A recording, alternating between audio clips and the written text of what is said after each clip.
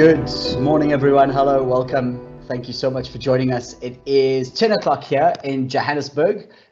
It might be a little bit earlier, it might be a little bit later, depending on where you are in our continent. Good to see you all. A specific shout out, obviously, to all of our Namibian friends. It is, a place very special to me. And the people and the environment. And so I love to be on these conversations with you. So thank you so much. For those of us that have never met before, my name is Grant Nash from Mindful Revolution. Like I said, I'm here in Johannesburg today, and we're going to speak a little bit about mental health strategies for leaders, and I'll unpack it a little bit more in a moment. And we're going to use something called the SCARF method to do that, right? The SCARF method.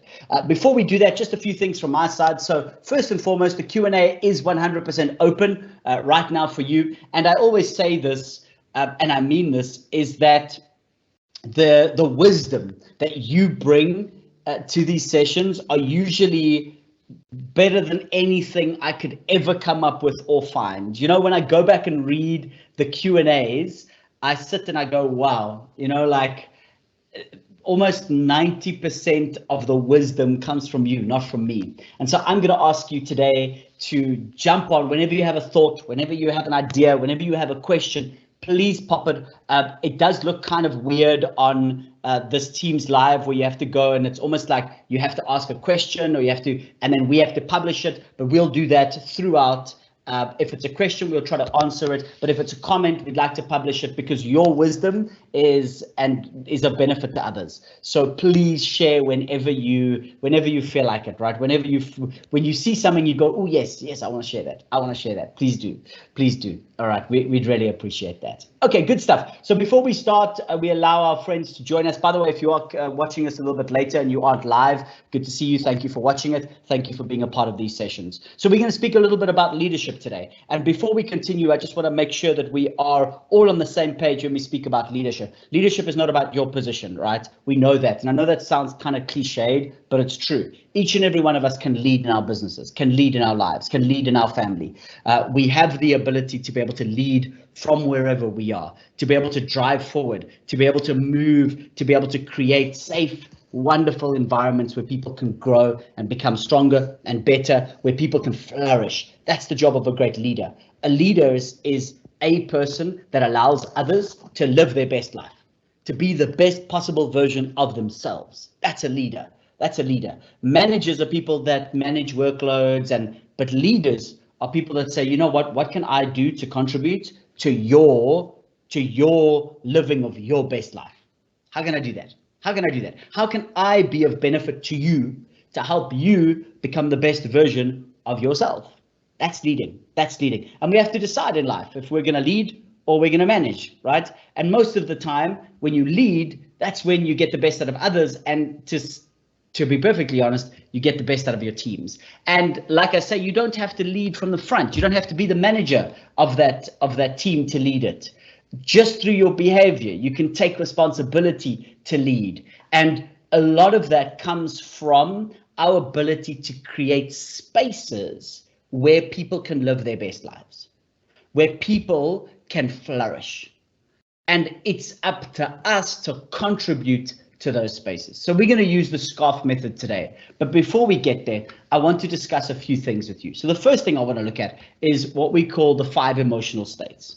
And this is an opportunity for me and you just to check in with each other quickly. So we can use a common language to begin to check in with our emotional states of being: white, yellow, orange, red, and black. So what do we mean by these colors and what do we mean by these check-ins? Well, let's have a look at the thermostat. So the thermostat kind of says to us that when we are in the white state is a space in which we are in control. We can think, we can solve problems, we are rational, we are creative. It's a space that we most want to be in. The yellow state says to us that the brain tells me that I'm still safe. Something has triggered me, but I'm still safe. I'm cool. I'm still good. The orange state being that my brain is now triggered and I start feeling slightly out of control. The red state is when I almost feel like I'm departing from my body, that my biology is controlling me, and that my brain is telling me that I'm in danger. And black, I'm completely in danger. right? I'm stuck there. This is where anxiety or panic attacks happen, when I feel like I'm out of control, when I can't think clearly. Think about the last time you were extremely angry. You were in that black state. Think about the last time you were extremely fearful. You were in that black state. Think about the last time that you were extremely sad. You were in that black state, right? So when we speak about these emotional states, this just helps us give a language to what's bubbling up inside. Where are you at? So I want you to take a moment, and you can share it with us on the Q&A if you'd like to. If not, just do it for yourself. I want you to have a look at your own emotional state right now and see where you're at. So most of us function most effectively at our white and yellow states. What's going on? Where are you at? Are you in control? Do you feel like you're in control? Are you safe? Do you feel safe?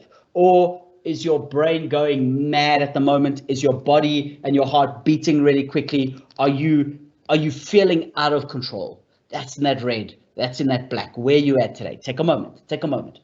I'll give you a moment just to do that. Just to do that. Okay. Yep. Okay. Good stuff. Good stuff. Right. So why do we ask this? Why do we ask this? Because first of all, self-awareness is the cornerstone of our ability to be a good leader. We have to know what's going on inside us.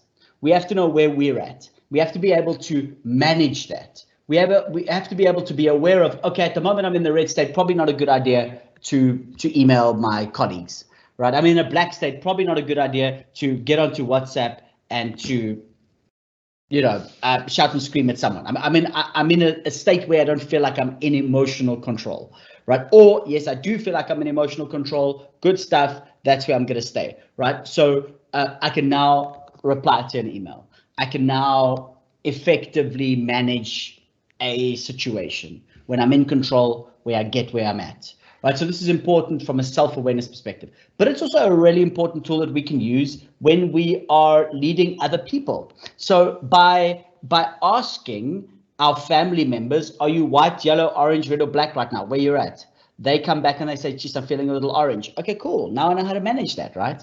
Now I know I'm not going to step there with my wife at the moment because she's on orange. I'm not going to step there with my husband because I see he's at the red. He just needs a little bit of place to calm down. But he needs to be able to communicate that with me. And so I can begin to use a language that's quite effective in checking in with each other. So I've got a team that we've got teams that we work with here. And there's a team that works for a bank in South Africa, and it's in their corporate investment banking. And they use this check-in every morning. So they have what they call a stand-up meeting, and they use it every morning. It's just 15 minutes to check in with each other, and they use this language. Are you white, yellow, orange, red, or black? And they don't even ask you to explain it. They just ask you to tell them where they're at. So they just say to you, are you in the red? Are you in the orange? And if, for example, one of my work colleagues, Christian, says to me, Grant, I'm in the black today. Okay, cool. I get it, right? Out of control, in a space where fight or flight is kicked in. All good. I know how to behave around him. I know how to have the conversation around him. I know where he's at. And this helps me to manage that relationship. So this just gives us a common language to be able to tap into. Now, before we get into the SCARF method, it's important to understand certain things about our own emotional intelligence. So I want you to have a look on the screen right now, if you can see it. And we're going to speak about, first, we're going to speak about the threat trigger. We'll then speak about the reward trigger. But I want to talk you through what happens when we are triggered. Okay, let me explain. So I want you to imagine that bees are something that scares you. Okay, you've been stung by a bee and you're kind of scared of bees. I'm scared of bees, by the way. I don't know if you're an adult and you've been stung by a bee and you realize how sore it is. And you're like, geez, I forgot that it was so sore, right? I forgot that it was so sore. Right, so like you get stung, you're like, oh my gosh, I guess I'm scared of bees, right? So I see a bee. Okay, so what happens is first I have a sensory engagement. So if you look on the screen right now, you'll see first you have a sensory engagement. In other words, you see the bee, you hear the bee, and there's a particular part of the brain that is looking after you constantly, and it's called the amygdala, and it's constantly looking for threats. It's constantly looking to keep you safe. So it's going to hear the bee, see the bee, and before you can even consciously think about the bee, it's going to send a signal to a part of the brain that's called the hippocampus and other parts of the brain, and they are going to get your biology to react to the threat Before your thought reacts to the threat, your biology reacts to the threat. So what happens is your body gets ready to fight or flight. So you have this biological response to the bee. Even before you think about the bee, you have this biological response. Your heart beats a little faster, your lungs grow a little bigger, you start getting sort of more oxygen, your limbs, there's more blood so that you can fight or flight the bee, swat it away or run away from it. You react biologically to the threat. And then what happens is you have a thought about that biology which equals an emotion. I'm going to say that again. You have a thought about the biology that equals the emotion. An emotion doesn't exist outside of the biological building block and the thought about it.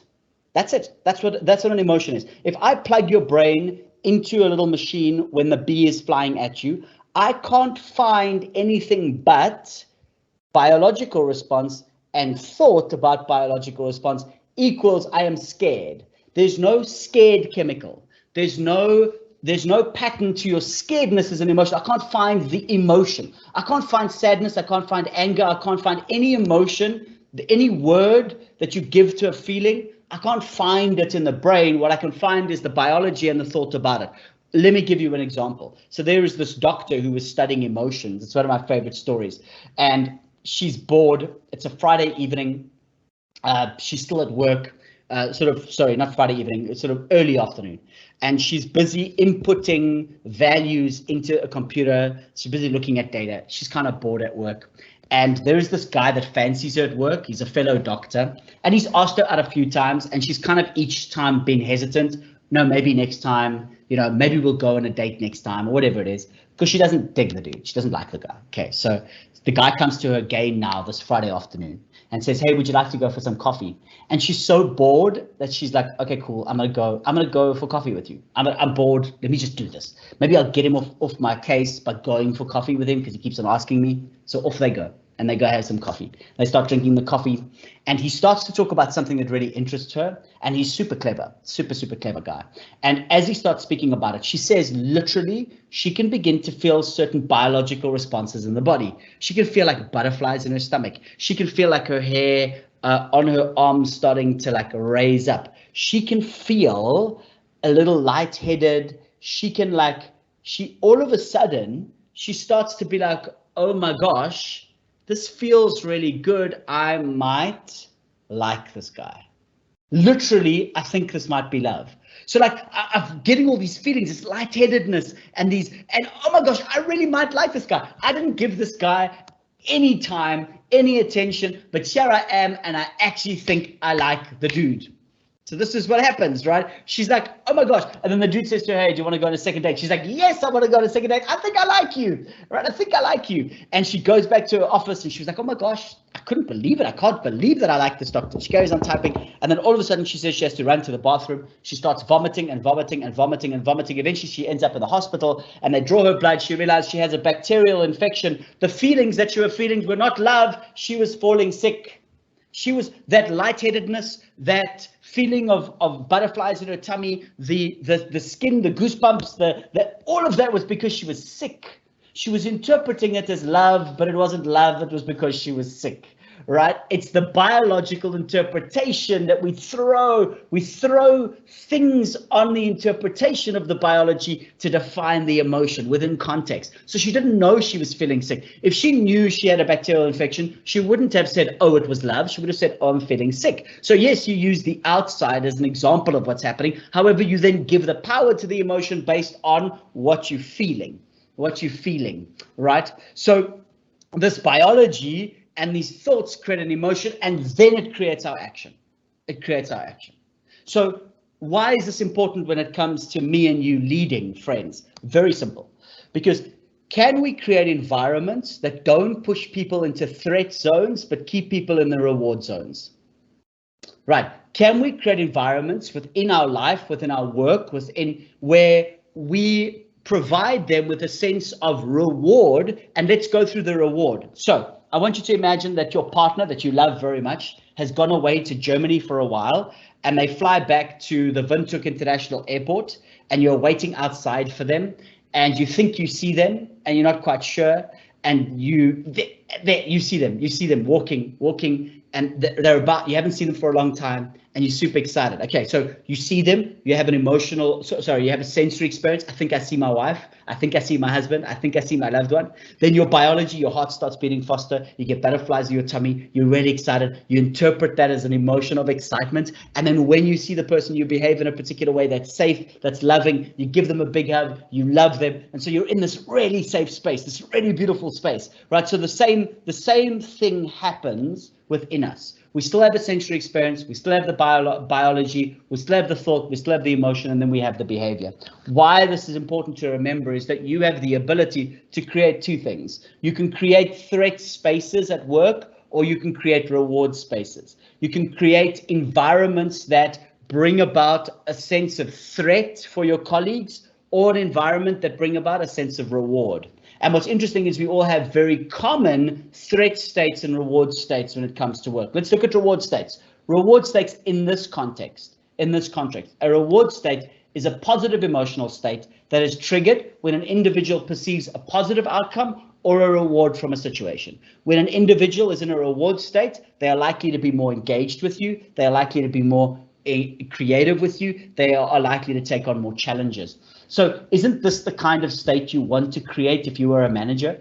Isn't this the kind of state you want to create if you were a leader at home? Don't you want your children to be engaged, to be creative, to take on challenges? Don't you want your children, your wife, your husband, your partner to be in reward states?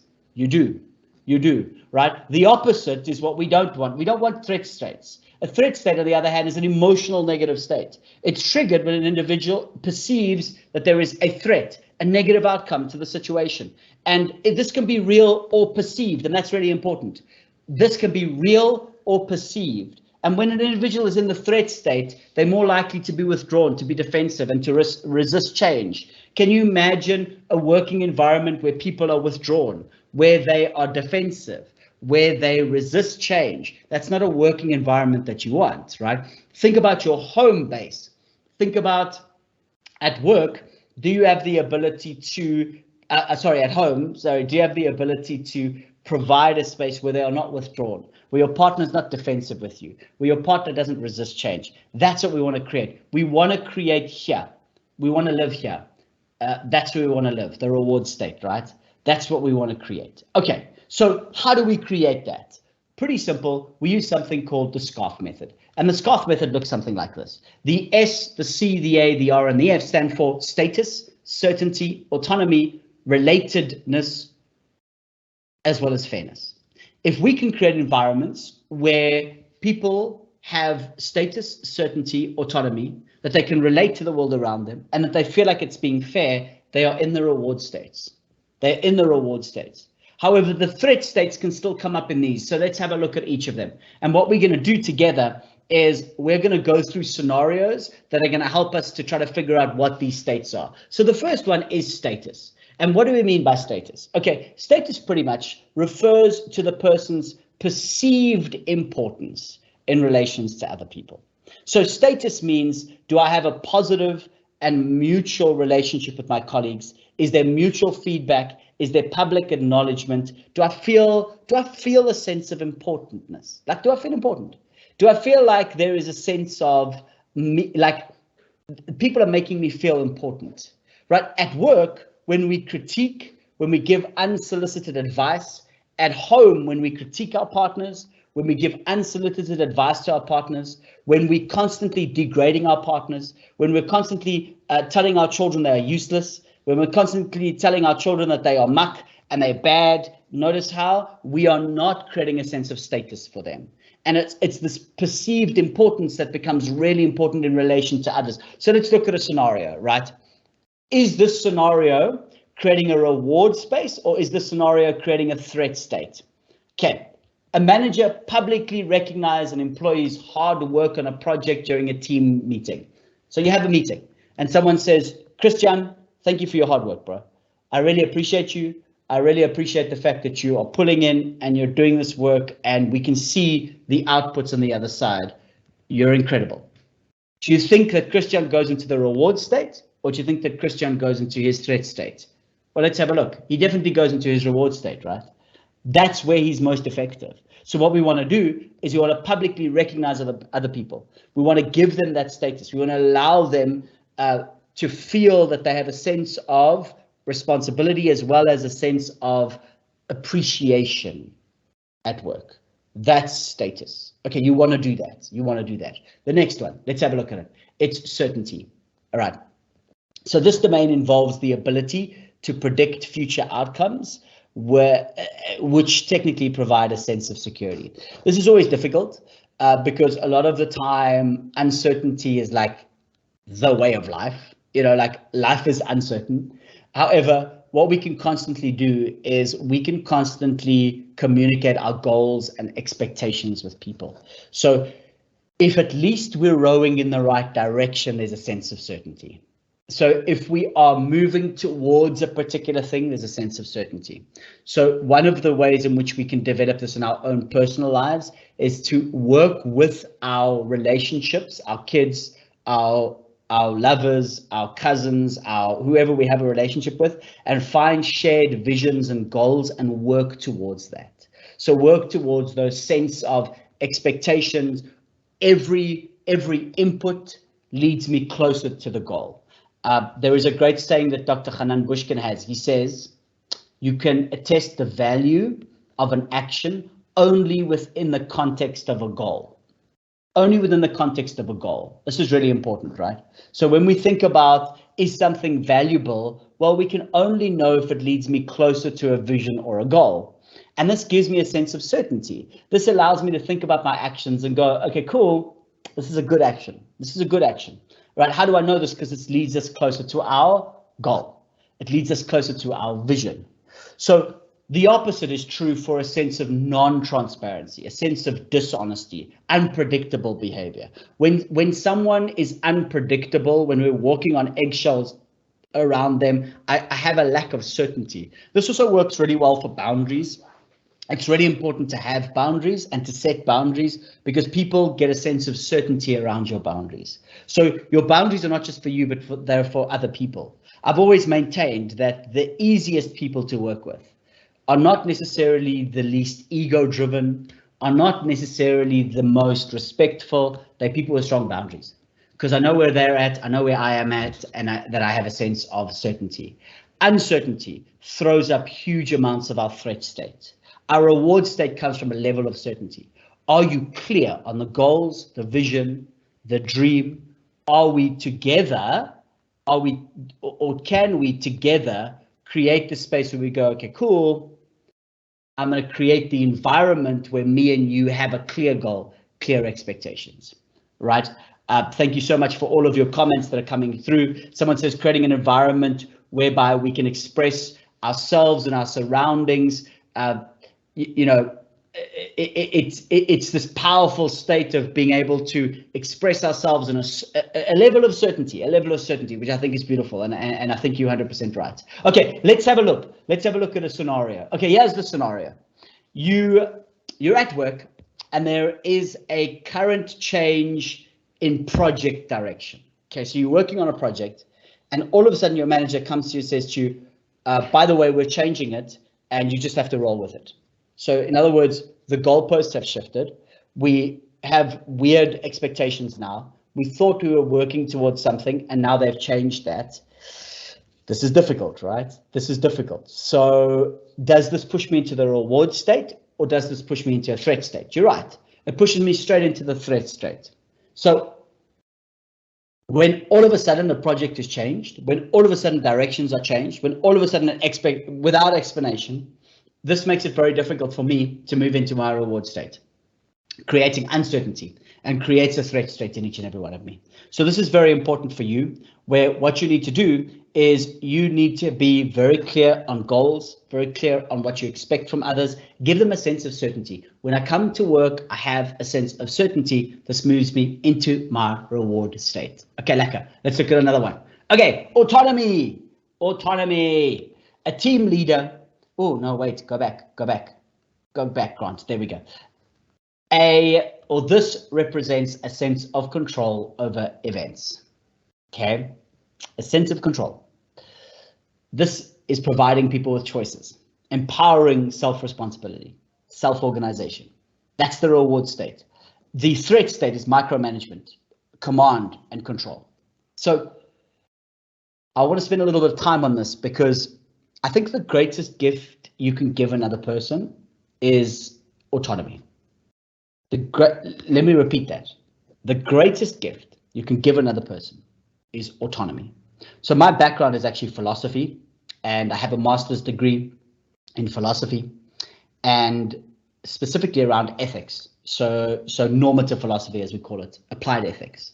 And one of the things that I absolutely dig is the most ethical choices that one can make is to allow other people to be autonomous. It's something that I really like. I like the idea. I'm not saying I'm right, but I like the idea that when you give someone else the opportunity to thrive, when you give someone the opportunity to be a human, when you give someone the opportunity to have a choice, when you give someone an opportunity to empower themselves, when you give someone an opportunity to take responsibility, when you give someone an opportunity to be themselves and the version of themselves that they want to be, greatest gift you can give, even if you don't like what they've chosen. Okay, you've given them the opportunity to do that. And by the way, people are in their reward states when they feel that they can respect and they can provide choices, when they can have a sense of empowerment, when they can move forward. You know, when they're in threat states is when they're micromanaged, when you are controlling them, when you are commanding them to do things. That's when they don't have a sense of autonomy. So before we move on to the scenario, someone asked me a question. They're saying, does a threat state lead to creative thinking to dig ourselves out of an issue? No. When you're in your black and orange state, or your red state, you're not thinking. You are completely controlled by your emotions. You are your most creative when you're in your white state. You're your most creative when you're in your yellow state. No one said that the yellow and white state is going to be easy. I'm not saying that there's no challenge. I'm not saying that you're not moving yourself forward, that you're feeling challenged by this thing. But don't think that a threat state is a state in which you are creative. Never. When you're in a threat state, you're running away, you're fight or flighting. In your reward state is where you're most creative, where you are in a space where you feel like you can create, where you can make decisions, where you can be creative, where you can empower yourself. So this is very important to remember. A threat state is a state where you are in fight or flight, where you are running away, right? Where you're running away. The reward state is a state where you can be your best human. And that's what we want to create. Someone says a reward state is giving each other positive affirmations, even if it's small, a thank you. And we're going to speak about that for a moment. We absolutely are. And as we go through these reward states, begin to see them, right? Begin to see these beautiful things. So here we are. We're at autonomy for now. And let's have a look at a scenario. So a team leader micromanages every aspect of a project. Because why? Because they have the sense of, if I don't do it, nobody will do it properly.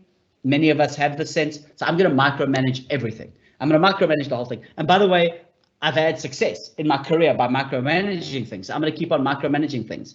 But Mr. or Mrs. Manager, do you think that allows individuals a sense of autonomy? Do you think that it moves them into their reward state? One of the reasons why you possibly did not get the best out of people is because you do this. It's because you do this, because it puts them in threat states. So it's a really weird thing, because sometimes people who micromanage say, no, but my whole career, I've managed people this way and I get the best out of that. Have you thought that maybe if you just let people make decisions and empower people, you will actually get the best out of them and you won't have to micromanage them completely? Okay, micromanagement equals the inability to allow people the autonomy that they need. Autonomy is the greatest gift you can give someone. The ability to make a choice, the ability to feel empowered, the ability to do things as an adult, as a human, respect them enough to make those decisions. I think, and I'm going to get slightly political here for a moment, I think part of our political problems is our inability to accept that other people are allowed to make and to be empowered, right? They're allowed to have different ways of thinking, like that they are allowed to be autonomous human beings. People are in their reward state when you allow them to be autonomous. Okay, let's have a look at this one. And this one involves the domain, involves feeling connected to others. fostering a sense of belonging and a sense of trust, my ability to relate to others, my ability to feel a part of the tribe. So what this comes from is, and this is a very, very simple sort of epigenetic thing that we carry from our ancestors. So anthropologically, we used to live in small tribes. Why? Because this would protect us from threats. So we can defeat a lion if we're in the tribe, because there are 10 of us, 20 of us, 30 of us, 40 of us, 50 of us. So when the lion comes, there's 50 of us to defend ourselves. If you're on your own and the lion comes, you've got zero chance of surviving. All right. Well, it depends on how big you are. I've got zero chance of surviving. The lion's going to chow me. Actually, I think a hardy-dog will kill me. I think a pigeon might even kill me. Right. So I am constantly looking out for threats, and I feel my most comfortable, I'm in my reward state when I'm accepted by the tribe. When the tribe says to me, Grant, don't worry, you're safe here. You're safe in this group. Don't worry, we can relate to you. Don't worry, we like you. Okay, you're safe here. We dig you. When we're in the threat state is when, Grant, you're on the brink of being kicked out of the tribe. You're on the brink of being moved out, bro. So you're now constantly worried about that. So there's a really good book by Rick Hansen called The Happiness Trap. And what he does is he says, I want you to imagine that you're walking on the savannah and you look up and your tribe is gone and you hear a lion. You feel anxiety, you feel depression, you feel nervousness. Why? Because your body's saying, get back into the tribe, get back to the tribe, right? And the only way we can feel safe in a tribe is to feel like we are connected with them, that there's a sense of relatedness in that tribe. So everyone around you, if you want to move them into the reward state, you're going to want to make sure that they are comfortable, where they are seen, where you have told them that. Now, this is really weird, right? Because if we often think about the way we operate in corporates, we might begin to feel, no, but make them feel like they are on the brink of losing their job. Like really push them. That's not entirely true. You're going to get the best out of them when they feel like they have a job, when they feel like they are being mentored, when you feel like they are enabling socialization, when they are feeling empowered. They're going to be in the reward state there. They're going to be in the threat state when there is internal competition all the time, where you stop a sense of socialization, where they are feeling constantly like they're going to be kicked out of the tribe.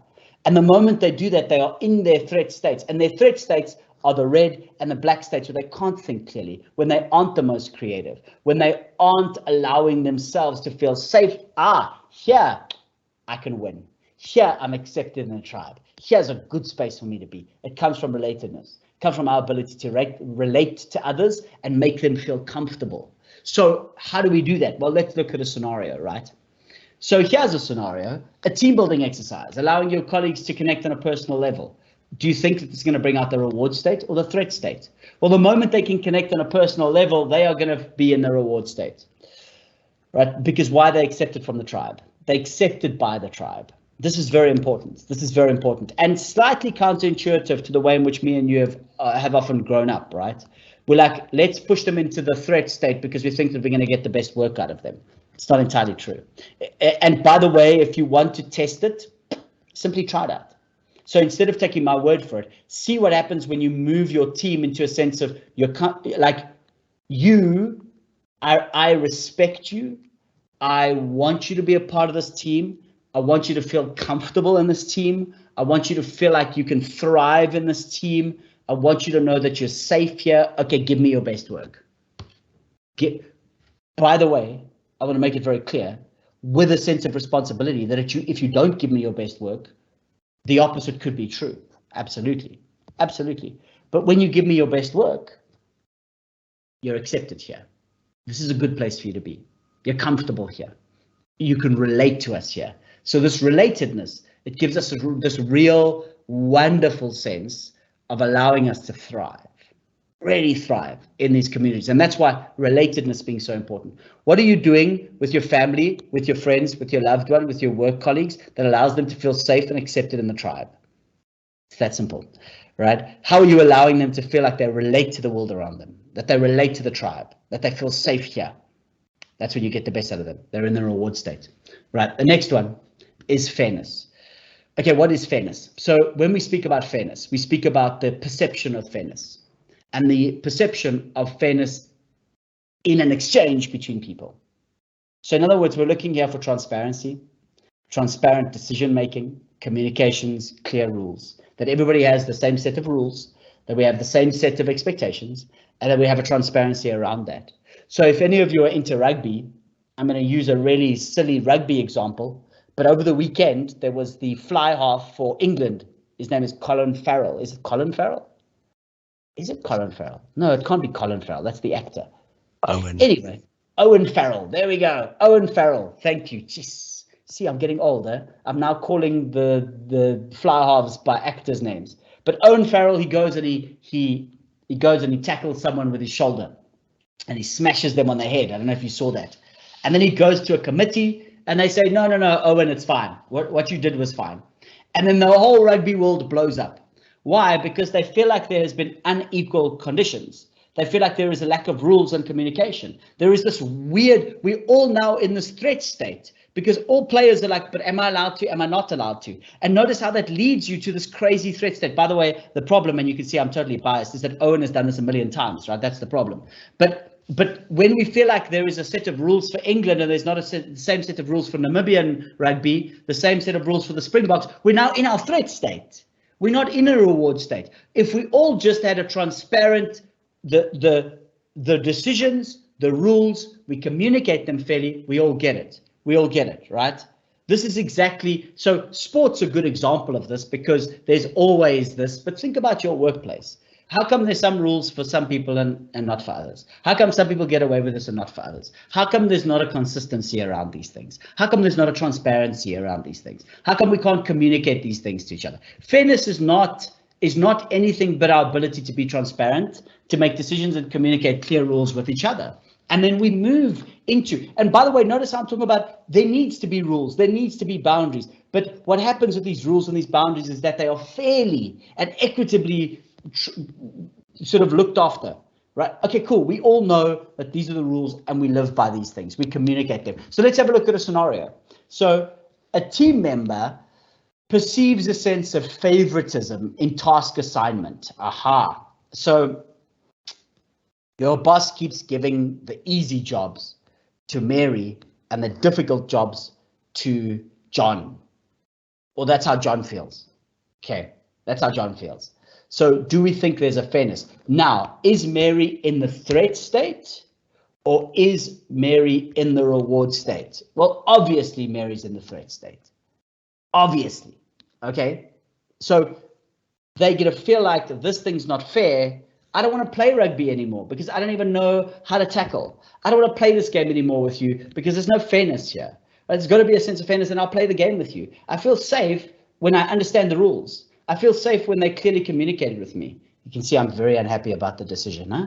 You can see because I don't feel safe now as a rugby player, right? Notice what I'm saying. Okay, a fairness. Let's go to some of your questions quickly before we wrap up today. So give someone is saying, and I'm just going to read it straight out, give someone to create an abstract art rather than portraits and fixed duties which have no ways of solutions how to get to the answer. Mental health is different with each person since each person has his own way to get to the solution. But at the end, all of us get to the solution if we're allowed to think critically on our own and not dictated or bullied. I love that comment, right? So what is that comment saying? Okay, so that comment is saying to us that if we give people, and I'm going to publish the comment, there we go. If we give people the ability, A, to have a relative importance to others, if we give the person the ability to predict the future to some extent, if we give the person a sense of control over events, if we give person a sense of feeling like they can relate to us, that they're safe around us, and if we can give people the feeling of perceived fairness, we can provide the reward state. We can provide places where people can feel like they are, in essence, safe. Right? That's what we're looking for. So you can use the SCARF method to begin to look into your own life. S, C, A, R, and F. Am I allowing people to feel important? Am I giving them a sense of importance? Am I allowing them a sense to some extent of certainty. And what do we mean by certainty? Remember, certainty is pretty simple. We know that the world is unpredictable.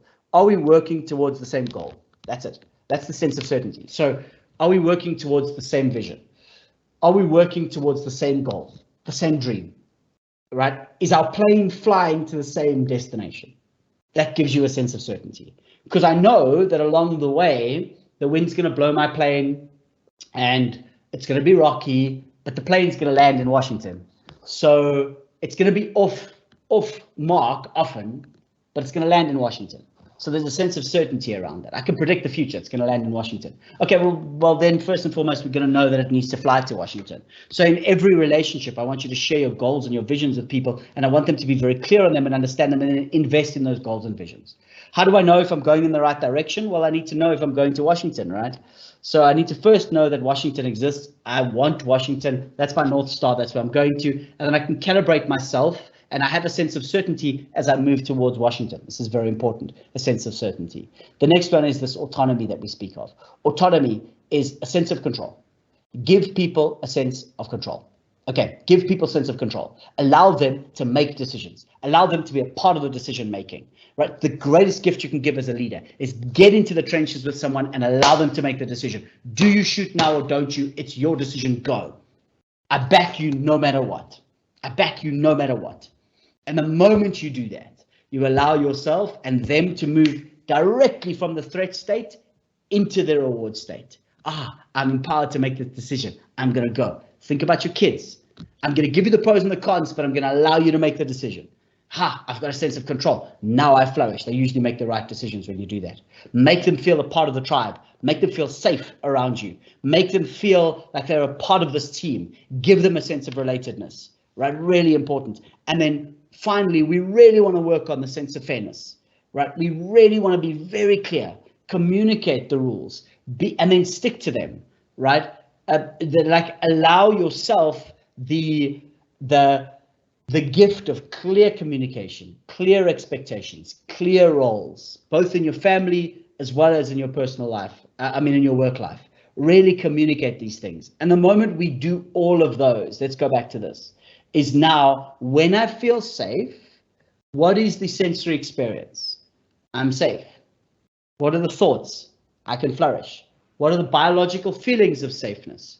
They feel really good, right? I can really function here. I can really be my best self. What are my emotions? What are my behaviors and actions? Notice how I'm not running away from things. I'm going towards things. What does that mean? And now we go full circle. I end up more in the white and the yellow state where I'm in control, where I can think, where I can solve problems, where I can be rational, where I can be creative. The external project, in inverted commas, might be difficult. However, I'm in control. So in other words, I might be stretched to my limit of my capabilities, but I'm creative. Why? Because the place is safe. Okay, this is a safe space for me. This is a space where I can flourish. This is a space where I can make mistakes. This is a space where I can solve problems. This is a space where I can be creative. I can be rational. I can move forward here. This is a good space for me. Okay, yeah, let's go. Oh, by the way, it's really challenging. Yes, good. It's meant to be. It's meant to be. Life's meant to be tough. It's meant to be. Like, it's worth it. It's worth climbing up the mountain and getting to the top of the mountain. But when you feel safe, when we're climbing up into the mountain, we challenge ourselves. We move forward. We get into those flow states, right?